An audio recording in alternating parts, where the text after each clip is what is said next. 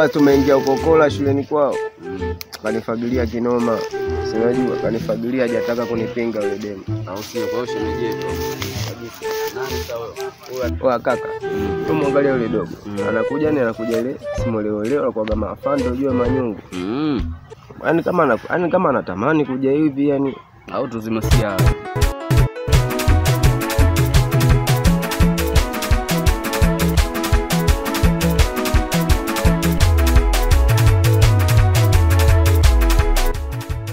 Kwa dogo vipi bwana kama tukuelewi? Sasa hivi yani sielewi yani maisha yangu tu yani magumu alafu vile vile yani kichwa changu hakiko sawa brother zangu. Sasa mdogo wetu kama unaona kichwa chako hakipo sawa, todi hapa.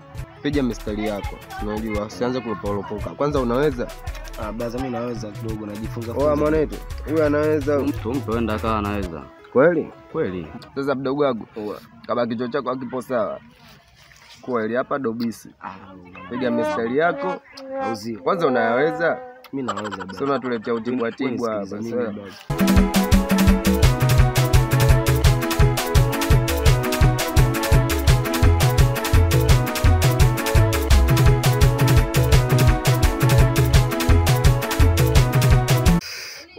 Makasi elewi baba. Uelewi nini? Sema nini? Tuletea baba. Umesikia mwana familia? Umesikia mwana familia? Yaani kusema ukweli sisi wakina mama bwana tunapata shida kwenye kujifungua. Oa kaka. Mtoto huyo atapiga gani? Sisi hapa wakina mama sisi hapa tunapata shida sana kwenye kujifungua. Oho kaka. Tayari bange mfai mdogo wangu. Wewe hapa kama pamekushindwa. Tembea. Wewe anzaga moja kwa moja. Sio kina mama, kwa hapa sio wote wakina mama. Brother samani.